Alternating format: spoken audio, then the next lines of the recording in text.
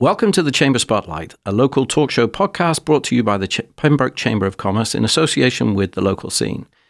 We will be recording on a regular basis and will cover many topics that span local businesses, local elections, local town governance, and a citizens' academy. I'm your host, Fraser Townley, and today I'm sitting down with Linda Peterson, Chair of the Advisory Committee. Yes. Very good, Linda. Thank you. Thank you for acknowledging. And Tracy Marina, who is the Chair of the Town Select Board. Hi, Fraser. Hey there.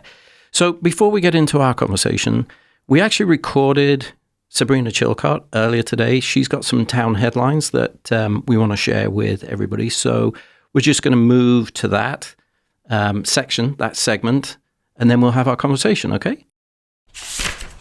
We're here with Sabrina Chilcott. I've joked on many occasions she's the only adult in the room at certain town meetings that I've been to. But Sabrina, tell me, what is it you do for the town?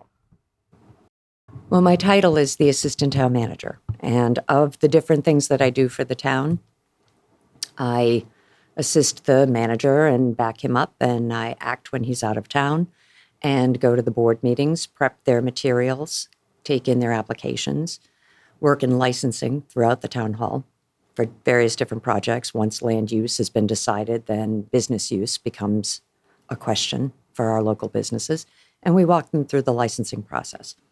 Additionally, I am the landfill manager, so you will see me or the DPW director on Saturdays at our recycling center. We review the audits, the materials that are collected, the bills, apply for the grants, work with DEP and the EPA on the capped landfill permit. And we have 6 people who work at the recycling center every Saturday. And I think those who go there really do enjoy them. And it's a nice experience for people who are all there for the same reasons. Additionally, after that point, I work on communications for the town manager. He is our chief communications officer, and he has put me in charge of the website postings, social media crossover postings, and any population under group sites and other fans and friends of the town of Pembroke, Pembroke Connect, Pembroke Chat, and a couple of others. We're always looking for good information to share, and we rely heavily upon our Recycling and Sustainability Committee to do an educational series on organic gardening, composting, and quite frankly, recycling do's and don'ts, how to succeed in your recycling audit, and so on. So between communications, recycling, the town manager's office, the select board office, it's a busy day. That's amazing, Sabrina. And you did that without taking a breath, so I'm impressed. So, Sabrina, one of the jobs, tasks that we'd like you to do now is if you've got any town headlines that you want to share with the town. Absolutely, I sure do. I'm really glad you asked. There's updates on 4 or 5 different roadway projects that are going on right now that are of concern to the residents and the commuters who pass through Pembroke. There will be some inconveniences and there will be some detours and alternate routes that people should be planning for now as we go through these. And then finally, I'm going to wrap up with 2 quick comments about town meeting and the tax classification hearing to come into fall. So this summer right now, what we have going on, and I'm sure everybody appreciates the fact that Oak Street over the weekend just had its line striping done. So that beautiful runway of new pavement now has clear delineation in the middle and on the fog lanes to let everyone know where they should be when they travel down Oak Street. As a companion piece to that, we will be starting the Pleasant Street portion of that project on next Monday, the 18th. And that is going to be at least 3 days because they're going to take Pleasant Street from the intersection of Route 53 all the way to the Duxbury town line. And at that point, they're going to be doing an entire hot in place course. It's going to be amazing, but the top coat won't go on until we can schedule that. We have to make sure that weather conditions permitting and so forth, that it's ready for its top coat. So for now, as I said, Oak Street's complete. Pleasant Street begins next Monday, and we're wrapping up the Oldham Street piece. Oh, I'm sorry, that was inaccurate, Fraser. We're wrapping up the High Street piece. We've been under construction on High Street for so long now, everybody forgets. But it's been a really important lesson. It's been a really important lesson for all of us. As we went through the High Street project, reopened at the request of the fire department because of gas line concerns, we went through and did the water main upgrades on High Street. So those poor folks have been under construction a long time, but they're getting brand new infrastructure in there. And so the High Street piece, the switchovers on the final water lines will occur over the next, say, 14 days, at which point everything will be closed up for winter. All the trenches will be closed. And that will be a rough commute through the fall and the winter of this year. They are not going to pave that roadway until after the winter time to allow proper settling in those trenches. So congratulations, High Street. You're almost done with this series. And then we start Oldham Street. So Oldham has already begun. The signs on the streets that you're seeing between Center Street and Oldham Street here in the center of town have already begun. The town hired a company out of Plainville to do the water main upgrades, and that will occur between number 398 Oldham and the intersection with Pine Tree Lane. That will also include water service line transfers on Center Street between Elliott Avenue and Littles Avenue. And that runs right through the center of town, past the town hall and around the corner to the police station.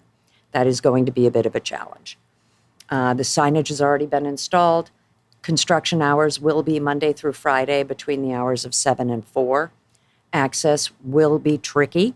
Essential vehicles will always have right of way. We will not be closing lanes to ambulances, trash trucks, school buses, or anyone else, although hopefully we don't have to deal with school buses while this is going on. Everyone else really should consider seeking an alternate route. As difficult as it is to get an alternate route through the center of town, now that High Street will be complete, maybe that's the winning strategy, to cut over that way. But be aware that it's going to be going on for at least 2 weeks. And that is an inconvenience no one wants. But it will ultimately lead to clean water and good roadways, which we all want. And I think I only have one more thing for you. That would be the West Elm water main replacement. That will occur once the Oldham Street project is finished. They will move over to West Elm Street, and they will be doing a water main replacement on West Elm Street from the old tank to, yes, from the old water tank to the end of West Elm at the town line in Hanover. There will be also Eversource gas line connections that are going to be addressed as well on West Elm Street. So if you have any services that you're waiting on, don't wait, go now, because they're going to open that thing up and it will probably start in the next, say, 3.5 to 4 weeks, if that's how long it's going to truly take to complete the Oldham Street piece. And now that we have addressed High Street, West Elm, Oldham, Oak, and Pleasant Street, the only things I have left for you in this quiet summer are the fact that the Select Board just voted to open the town meeting warrant, and it opened this morning at 8 a.m. I've not yet received any articles for this warrant, so maybe we'll have no business, but that's unlikely. The warrant closes Friday at noon. That's August 15th, this Friday. And fall special town meeting will be October 21st at the Pembroke High School, and it will start at 7 p.m. So I would ask everyone to come out and cast your vote. We do anticipate there will be a vote regarding vocational education bylaws. There will be some interesting things that come forward for that. There will be capital projects and some other specialized concerns of department heads, the town accountant, and the town manager. And finally, the Board of Assessors has just come through and requested November 5th as the date for the fiscal 2026 tax classification hearing. And there's been a lot of conversation this year about increases to taxes that people may have noticed from the community center building project and some of the early borrowing that has happened on the public safety projects. They will see more in their next tax bills as additional borrowing for public safety occurs. So coming out November 5th to the town hall at 100 Center Street at 7 o'clock, it will be held as a public hearing for tax classification purposes at the Select Board meeting.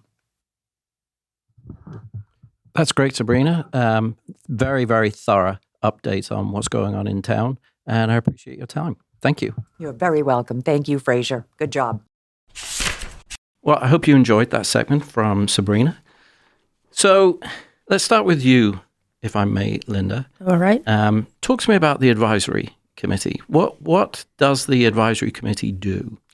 Okay. The advisory committee was set up by the town. I believe it's a Commonwealth process anyway, We are a group of 9 members, appointed for 3-year terms. And just currently, we finally have a full complement, which has been a long time coming.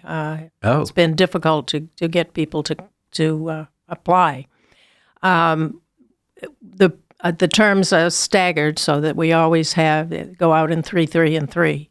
If someone should be a vacancy occur, that person, the rehired person, is filling that current vacancy, and we hope goes on to a full-time 3-year appointment when that vacancy appointment is up. So that's what we are. We are one of the only committees in town that has a 3-way appointment with the Board of Selectmen, with the town moderator, and the advisory committee. So we have and we try to keep a very broad base of people that are appointed so that we have young and old and male and female, so that we try to get as much as we can a broad part of the... It appears to be a broad political spectrum as well, which I think is very helpful. And we don't ask that. You obviously have to be a voter of the town of Pembroke, and we don't... it's not asked what party you belong to, and hopefully we get a mixture of that. So that's interesting. You've just actually explained one of my questions, which is Lewis Carpenter is a great guy. I've worked with him on the ZBA, and Steve Ciciotti. They had different terms when they were appointed with different terms. That's correct, because the 2 people that they replaced had different terms also. Right. Okay. One was appointed to another committee, and I think one was reappointed for 1 year and one's for 2 years, and we hope that at the end of their current vacancy appointment that they will stay on for an additional 3 years. Sure.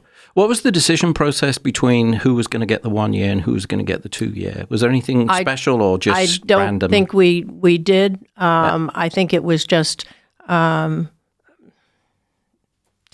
make a concern that people continue on. Yeah. And Lewis, he had applied prior. Yeah. And that's why we had to wait, because of the Zoning Board of Appeals that he was on, did not finish up his commitment on that board. Yeah. And we didn't want to rock any boat. No, I understand. Anything. And he resigned from the ZBA. And he resigned as a for result. that. Yeah. And actually, this is the first time in years that we had more applicants. We had 4 applicants. Oh, wow. For committee members. So, which was good to have a choice. Well, I don't know who the other 2 applicants were, but it feels like you've got the best 2.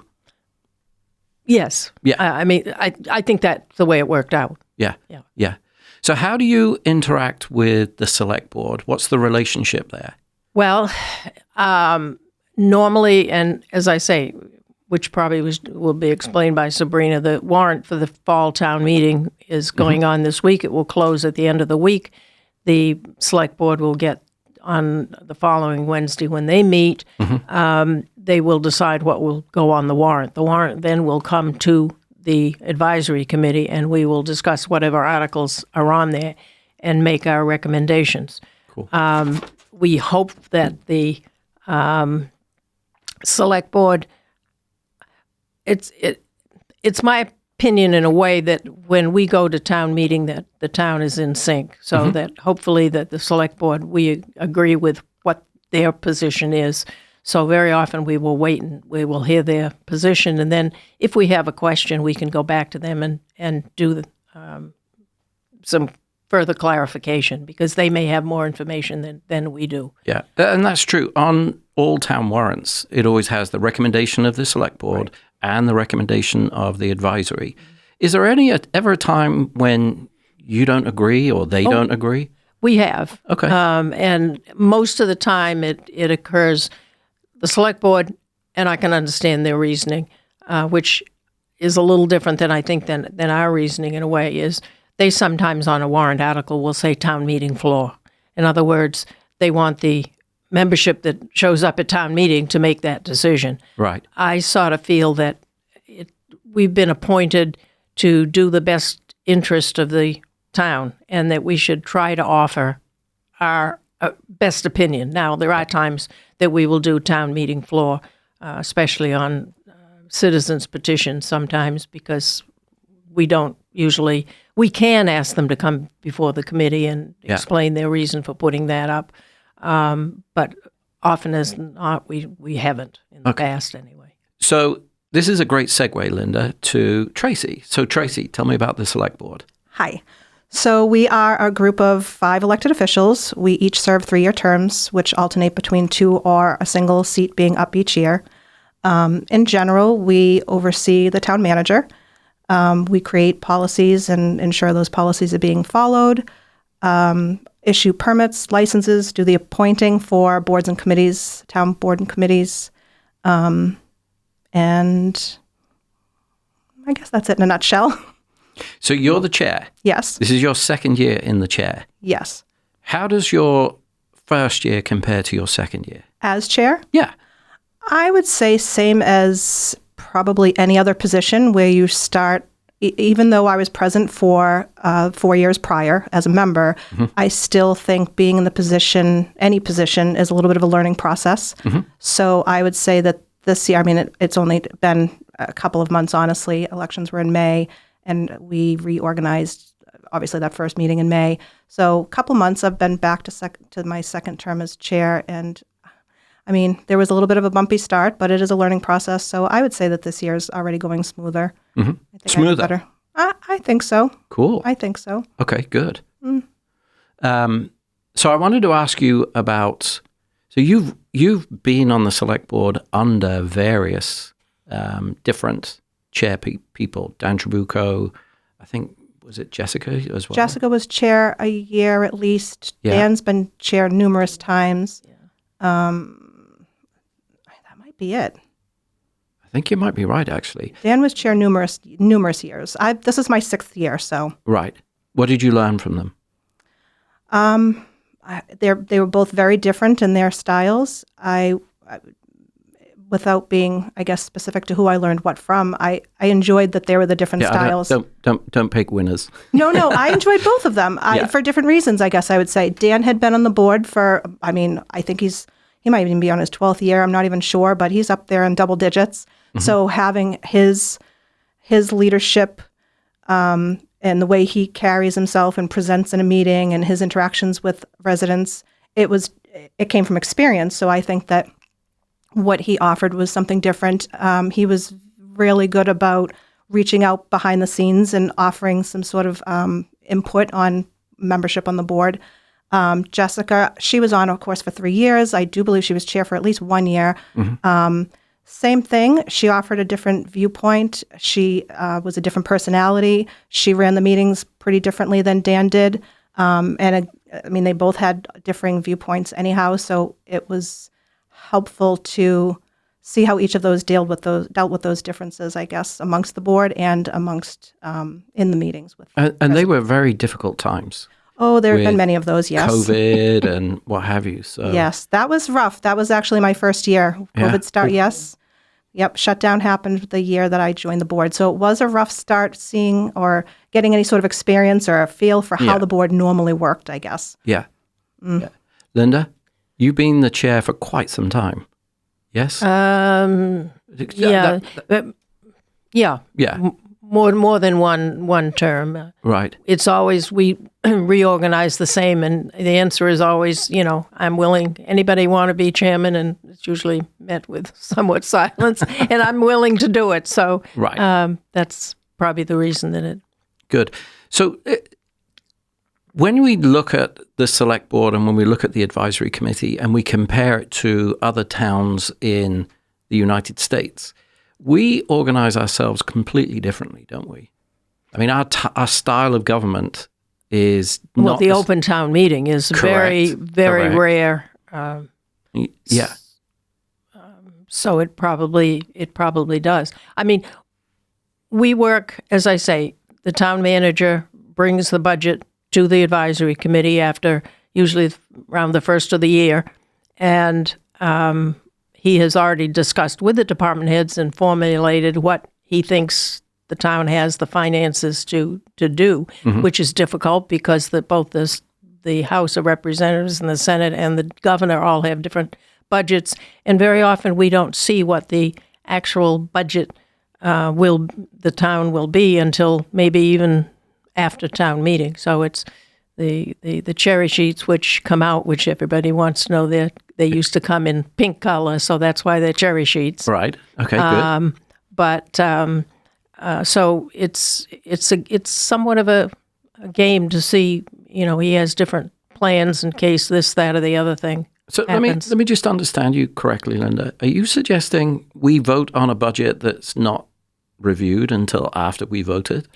No. What I'm saying is that we may not know the actual number that comes from the state as to to plug into ours. So we perhaps err on the comfortable side that we know that it'll be at least this. Okay. And if we get that, and as I say, that's all the jurisdiction of the town manager. Yeah. I think that's a wise approach, though, don't you? Yes. Well, I mean, yeah, because it's very close to the end of the fiscal year. Yeah. By the time town meeting is second Tuesday in May. So right. I think what I'm trying to get here is, so we're trying to not educate, but we're trying to share with the town all these various different assets. My opinion is we can affect our personal lives more by being active and understanding what's going on in the town and voting. And we don't seem to be doing that as a town. And I'm not being critical of the town or the residents, but the residents will come out in force to vote for an elected the national on the national stage, and that doesn't really change our lives. No. And then we come out and we to a lesser extent, we vote on the state stage. And again, that doesn't have the same impact that we can have on our own well-being by voting on the local level. And yet we don't seem... So what can we do to encourage or to help people understand how important your role and Tracy's role is? Well, one of the real problems with the local, with the money that is received from the state, all the small towns cannot compete with the cities, and the cities get the lion's share of every budget. They have the representatives that vote that way. So we're somewhat behind the eight ball before we even get started. And the one thing that could help at least the town of Pembroke would be more commercial property, because all the tax revenue is mostly on the backs of individual homeowners. And so if we had more of a commercial bait, there would be more money, and we're sort of struggling right now with, we haven't had much new growth, which brings in, we're limited, I think people realize, by Proposition 2.5. And that doesn't, with the way the economy is going on and what the state rebates to us, no matter what year it is, really doesn't do what we need it to do. No. And do you think we're getting our fair share? It's not a political question, but do you think we're getting our fair share? Because I personally don't think we are. No, I don't. Right. No. Tracy, what do you think? I don't think we are either.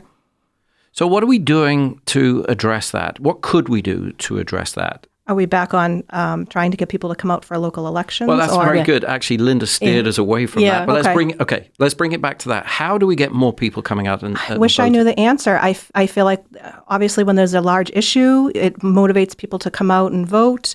There's not always a large issue on the ballot, or there's not always a large issue to be contended with. So those are the quieter elections. And I guess I don't understand it, because the local elections are so much more important. They affect our town and our schools and our roads, all of the things that are our daily life.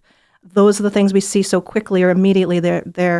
You go out for your vote and you see response to that so quickly. Absolutely. Where even if you are, of course things matter at state and federal level. Of course they do. Those things rain down.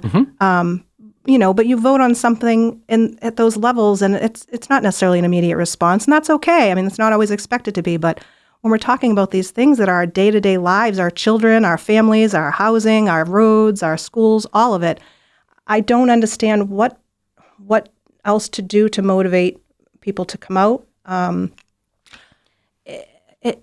Linda's got something. Go ahead. Come on, Linda. Well, I think, and this is not a reflection on anybody, but the communication process in the town is not good. Okay. We don't have newspapers. No. We don't have our website. Optimized. Needs to be tweaked a bit. I don't know what comes out on Facebook. I don't know where the impetus is to let the residents know in a very simple way what goes on in the town, other than, and even lots of people will say, well, there's nothing on that's of interest to me. Well, that inertia, I don't know how you break it. No. And you will get at town meeting, if there is an issue, you'll get a solid block of people for that one issue, and they really don't. That's why they're there. They're not there totally for the rest of the town. Well, they or whatever walk else. out halfway through, provided we get the quorum. Then they go. Right. Exactly. Yeah. Exactly. That's what I like about the lottery system, actually, of the numbering. If the hot ticket comes out first, They're we'd all have gone. nobody there. But it came out the last time Yes. at the very end, which Yeah. kept it there. Well done, Stephen. Right. I know. I mean, newspapers, if we had newspapers at this point, how many people, I guess, would be reading them? Unfortunately, people are on email and websites and social media. It is unfortunate not to have a newspaper, of course, for those that would like. The website is due to, I think it's coming up in the next few months. There is expected to be an overhaul on the website. Communication is always some sort of an issue. I mean, we do update the website. Everything's posted to social media. You can sign up. There is an ability to sign up for, it's called Notify Me. It's on our website where you can sign up for, minutes and agendas and notifications and whatnot to be directed to email.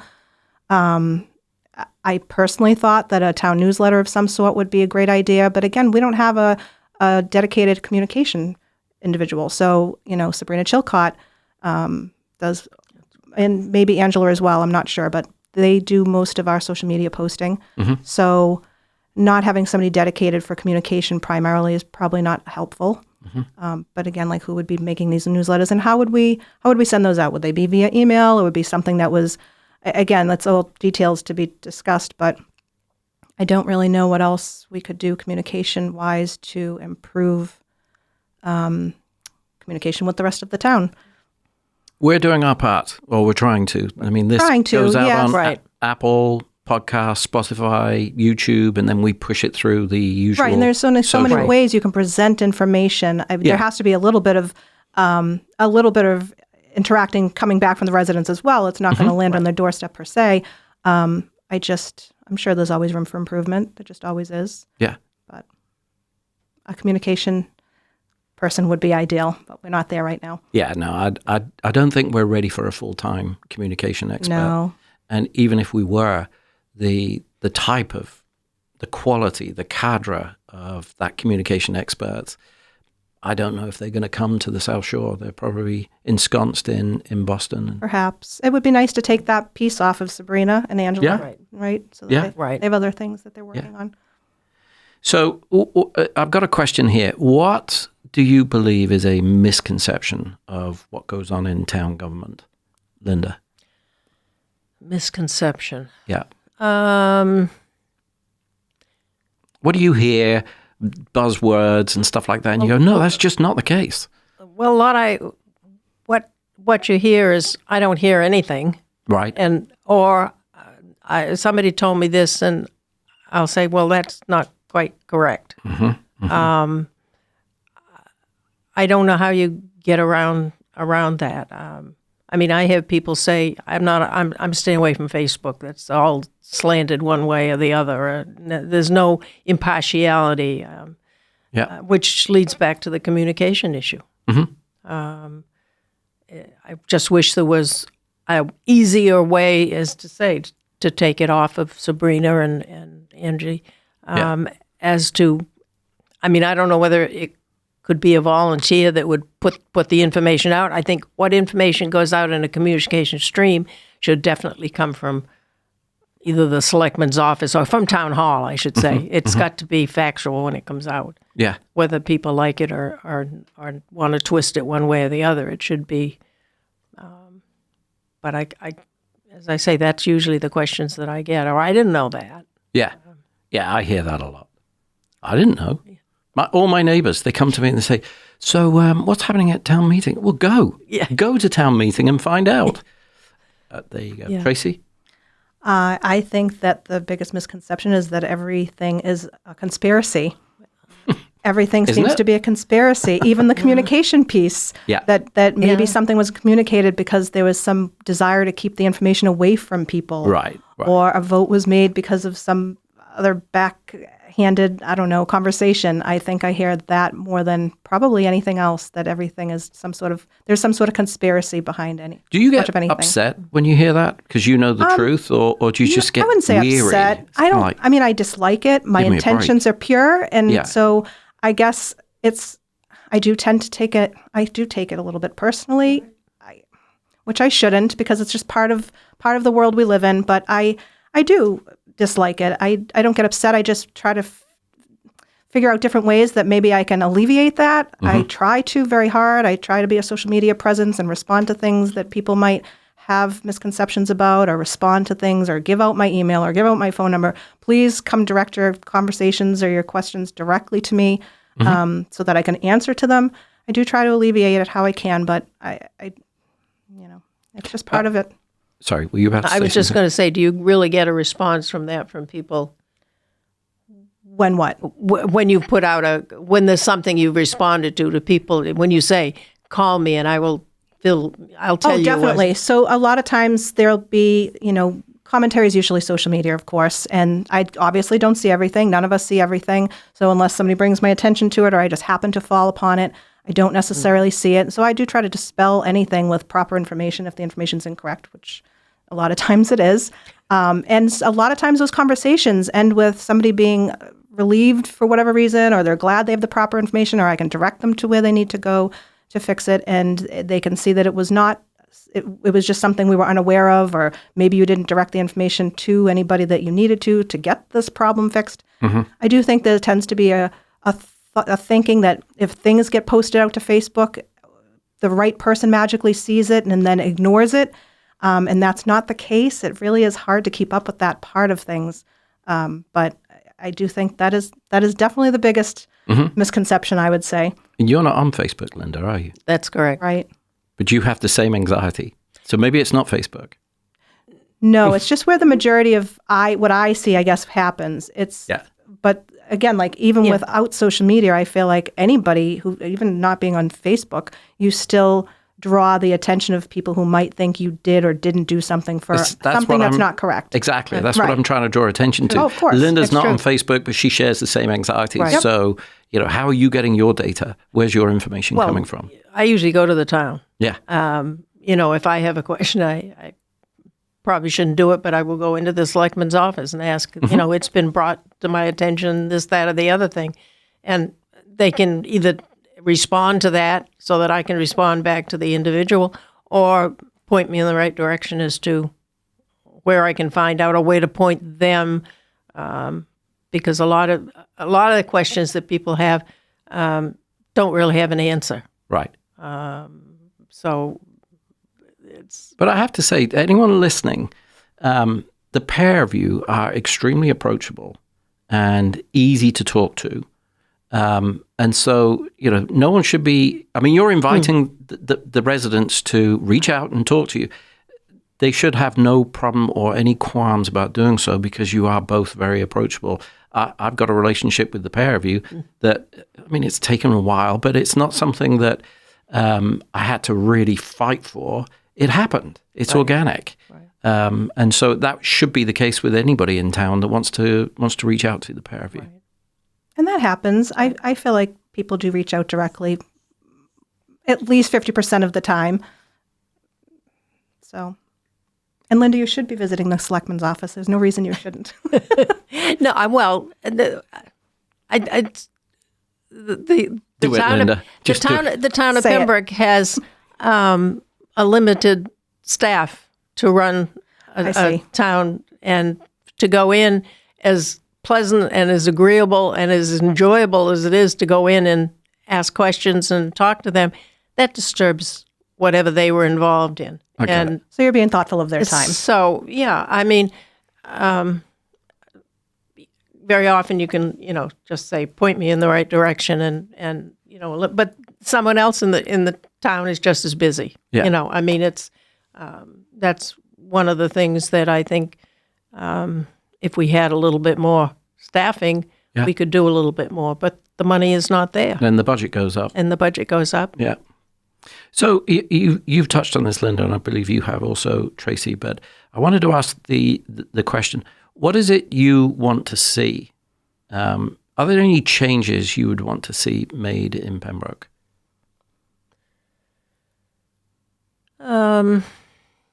I suppose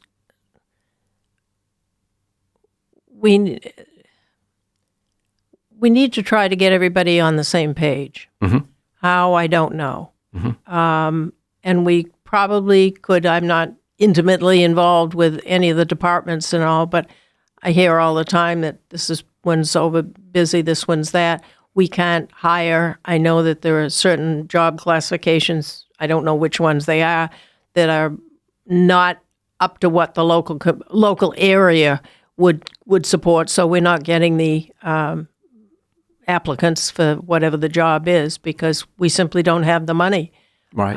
And I don't have an answer to that one, other than there probably will be more housing built. The country club is going to be building pretty soon. Yeah. And I presume the apartment complex in the center of town is so, and that brings in new growth. So that does Sure. bring in new money to the town. Yeah. But inflation is eating everything. Yeah. So it's almost a no-win situation. Right. Sounds a bit doom and gloomy there. Is that how you intended it to come across? No, I don't know. I think Pembroke has a good heart, and we will make do, and we will do what we have to do. Yeah. But I saw last week that the average house prices in Pembroke are now at $645. Last year when we did the infrastructure forum, we shocked the world and said it's at $601. And that had been up since it was at $401 just before the pandemic. So we're seeing house prices rocket. Is that a good thing or a bad thing? What's your view? Tracy, what's your view on that? Well, obviously, it makes it very difficult to afford living in our town or age in our town. So I don't see that as a good thing. I mean, what goes up must come down at some point, hopefully. Well, yeah. So no, I don't think it's an excellent situation. Right. But what's going on with the Bristol's development on the golf course and plus what they're doing with I think it's 62 units now, plus a tavern in the town centre, that's going to have an impact on the averages. And I don't expect you to know what that impact is, but just from a gut feeling, this has to be positive for the town, right? I believe it to be. They should. I feel like they're running through one more board next week, and hopefully that will get started. If I'm correct, that is to change. So they came in with a 55 and over. Mm-hmm, yes. And they want to change that so it's all age groups. I just saw that as well. Yep. Is that not so long ago. Is that the board request that you're referring to, or is there something else? I believe they were already approved for that. That's what I thought. Yes, Okay. but I think they have one more board to go through. Oh, okay. It may just be conservation or something. there is a hearing on that tonight. Oh, okay. Yep. Look at that topic. And, Timely. and I don't. When you say tonight, that's Monday the 7th at 7 o'clock in the Veterans Hall. This broadcast may not go out before that. It's the planning boards, right? And it didn't specify on that notice as to what it was. Right. Somebody had told me it was something to do with septic system, or they were changing or something. Because I was under the impression that they had all the permits that they needed and they were ready to go. And when I saw the new that came out. I think we're speculating, or I'd be speculating if I say, but I believe the golf club was going to have a water treatment plant, and they're no longer putting in the water treatment plant, and they're doing individual septic systems. That's what I was heard. Yeah. Which I don't think changes the development, and it certainly doesn't change the impact that the development will have on the town. If I had not heard that they made a change on 55 and over. Yes, they have. And I personally think it's a good thing because so they had set it at 55 and over because there was I think it was a political because there was a concern that if it was under 55, there would be a strain on the school system. But that's actually, if you think about it, the more people going into our schools that we're getting funding from the state for, the better it is for the schools, because we have an underutilized population for the fixed costs that we have. Is that true, Tracy? Within limits, of course. But we right now, our enrollment is so far down, I don't foresee it as being an issue. Right, exactly. And the more people, if we get the enrollments back up, we're actually going to end up getting more revenue from the state to help fund the schooling. Yes. Right. This is not my political. Oh, no. I'm just making the statement. No. Of course, the birth rate all over the country is down. So whether or not, and I have heard that the housing at the country club would be, well, the last time I heard it was going to be 900 plus. Now that's what's 900 plus? 1,000 house per house. Oh, sure. I wouldn't be surprised. Yeah. So I don't think you're going to get a lot of families that may come in at that rate. Yeah. So this is a big issue, right? The cost of living in Pembroke.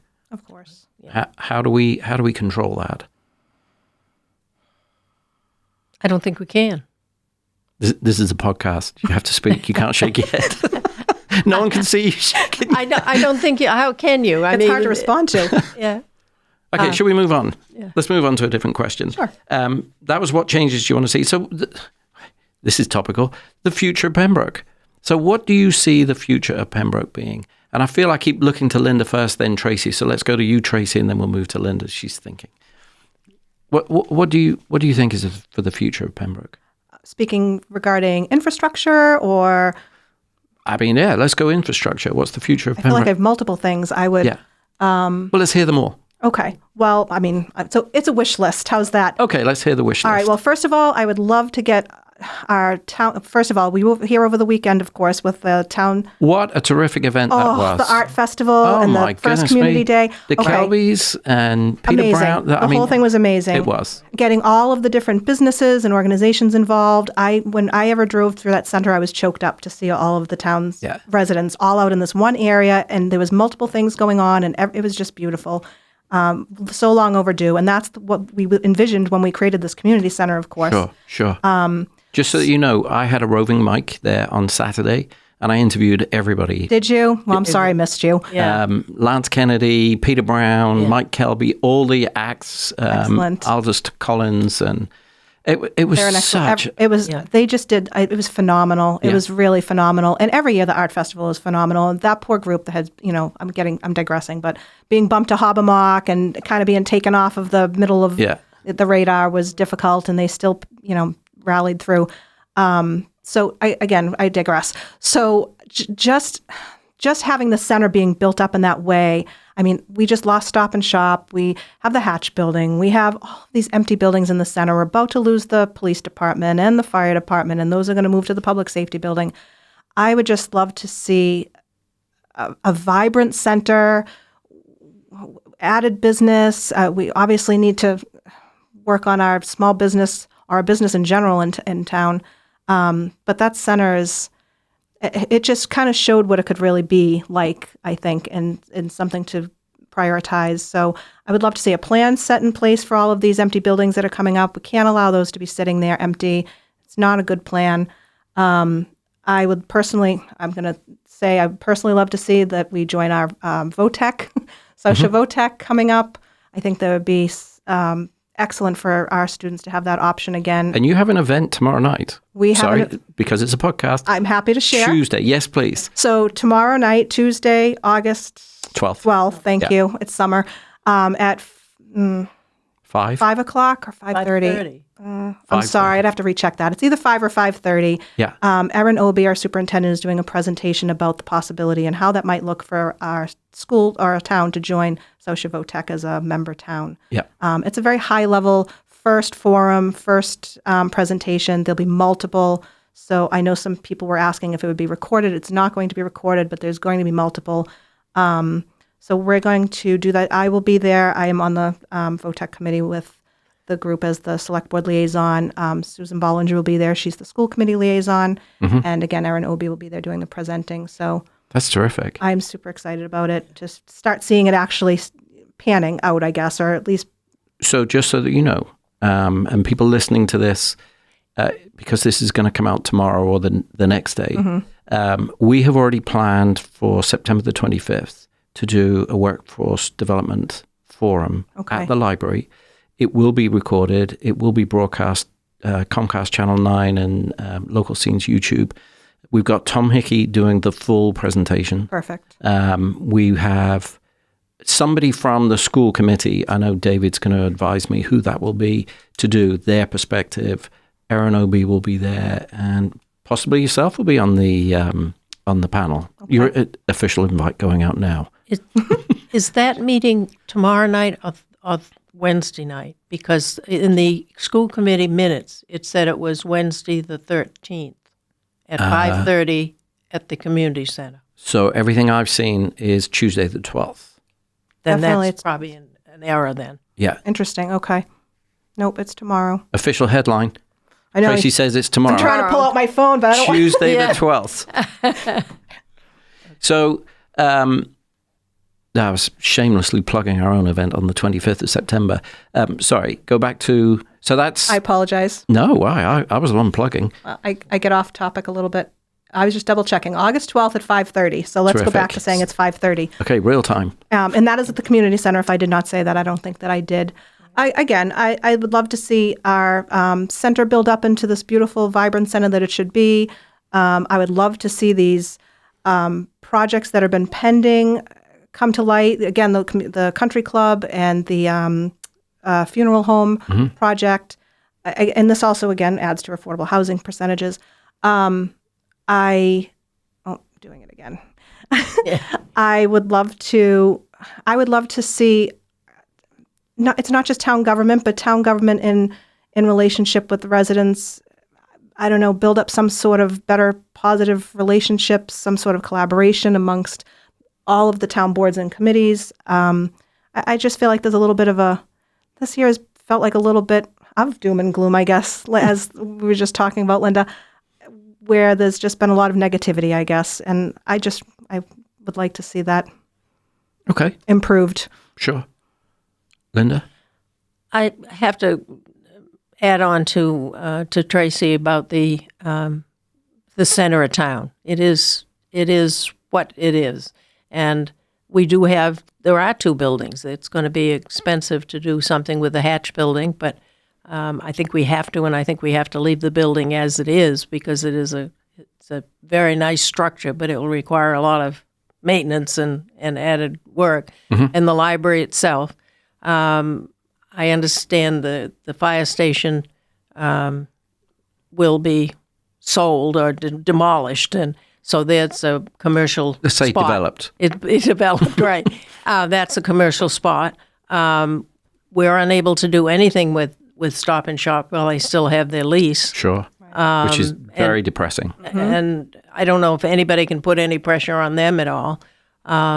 We've tried. Is that right? I think the town's tried. The chambers tried. I know they've been reached out to. And of course I understand the police station will probably become a town hall annex because definitely we need more space in the town hall. So I think a great deal sort of depends on trying to. I'd like to see that the small towns, the local towns, compete with the big cities. How, I have no idea, because even if all of our representatives voted in one block on whatever the issue is, the cities have got more votes. So it's never going to be accomplished that way. But I think there's a couple of things we could do. I don't want to share them on the air because that's not this forum or this podcast is about. But yeah, I don't disagree with you. I believe we are not getting our fair share of state monies. I understand why some of the bigger cities get it. They've got a bigger infrastructure to take care of. But we can't be left to shrivel up on the vine, in my opinion. And so, we have to be strong. We have to have good representation. So I think we're actually overtime, would you believe? Which is great. Is there anything that was on your mind burning that you wanted to get to the residents or the public? Nothing other than we will have a town meeting in October. Yeah.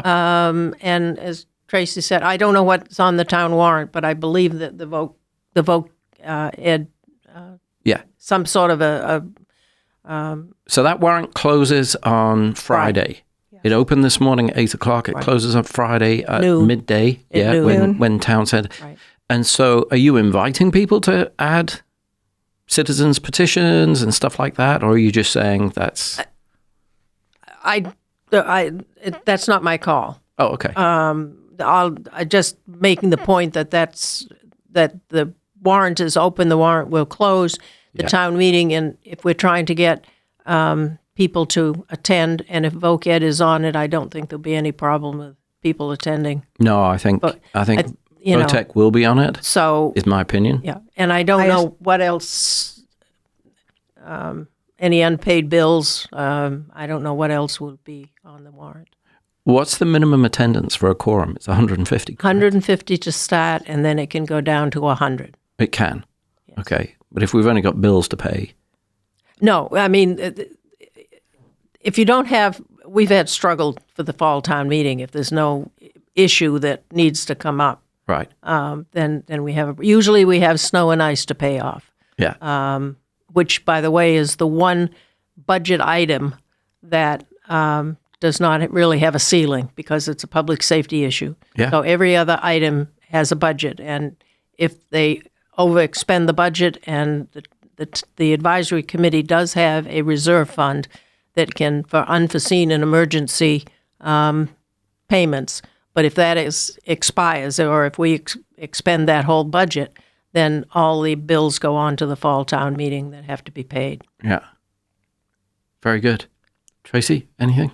I was just going to say, I don't want to say that the VOTEC item will be on there. The school committee did vote to add it, but as you said, we actually close on Friday, so we won't know that for absolute sure until Friday. No. And we actually won't know until you on the select board have voted to put it on there next Wednesday. I mean, Wednesday. I'm actually hopeful that it will be. Yeah. It is hard sometimes to reach quorum for fall meetings, depending on what's on the warrant. But you kind of want the VOTEC to be on there to guarantee the quorum. Right, I know. Yeah. As for citizens' petitions, I mean, I'm not encouraging or discouraging anybody to do one or the other, but everybody has their right to do so. Yeah. That's correct. Okay, well, I want to thank Linda and Tracy for participating, and I want to thank the listeners for tuning in. This podcast will be available on Apple, Spotify, and YouTube with additional links on our Facebook page. Don't forget to like us on Facebook at the Pembroke Chamber of Commerce. And if you're interested in becoming a member of the Chamber, please go to the Pembroke Chamber of Commerce website, pembrokechamber.org. Ladies, thanks so much for coming today. Thank you you for inviting us. Thank you.